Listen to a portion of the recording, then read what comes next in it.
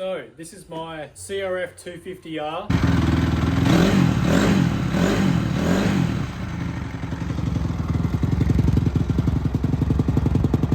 Had it for about 8 years or so, and I just don't use it enough. On top of that, part of the reason for that is there aren't too many places around where I live within 3 hours of where I can actually ride it. This is a motocross bike, so it can't be registered where I live or in the state that I live in. So I'm gonna sell it. So I've thought about how I'm gonna do this, and I thought I could put it on Facebook Marketplace, or do I just give it away to one of my subscribers? Truthfully, what I really want is a enduro bike. 2-stroke or 4-stroke's fine, and I'd like to register it so that I can ride it more places. Like I can ride on the road, I can ride it in some of the state forests, national parks. It's been really good to me. I'm about 75 kilos, and this is the suspension set up for around a 75 to 85 kilo rider. So with all my gear on, I'm probably closer to 80, but it's a really good bike. It is the carbureted model, so low speed throttle has to be a little bit, you have to be gentle with the throttle at low speeds, and also when it's cold, but you shouldn't be riding it hard when it's cold anyway. So yeah, the plan is to sell this,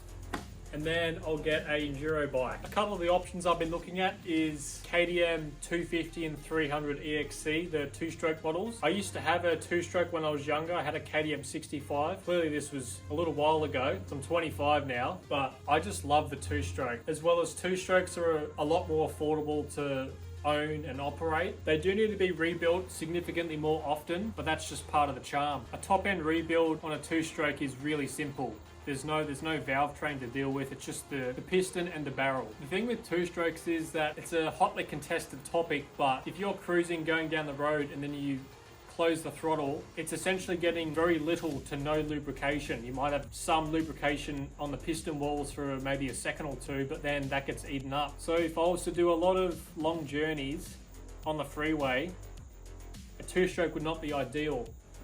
But I'm probably not going to be doing very many long journeys, like on the freeway or riding to a spot, because that's exactly part of the reason why I want a road bike, is that I can ride it to a national park or a state forest, give it a bit of a workout, have some fun, then ride home. Whereas with this, I need trailer, car to tow it with, ride it around a track in a fixed direction around, I don't know. I just like the idea of just exploring and getting lost. Part of the fun. Other options are the Yamaha WR450. If I was to go for a 4-stroke, I would want something more than 250. 250s are really good, and there's definitely a place in the market for them, but I just don't. My dad has a KTM 450 EXC-F, and it's really good having that low to mid RPM power band, as well as it's still worth revving out, but it doesn't quite have the same crescendo as a 2-stroke. As well as 2-strokes sound awesome and they smell great as well. Probably not really healthy. So yeah, the main options would be KTM 250 or 300 EXC, or KTM 450 or 525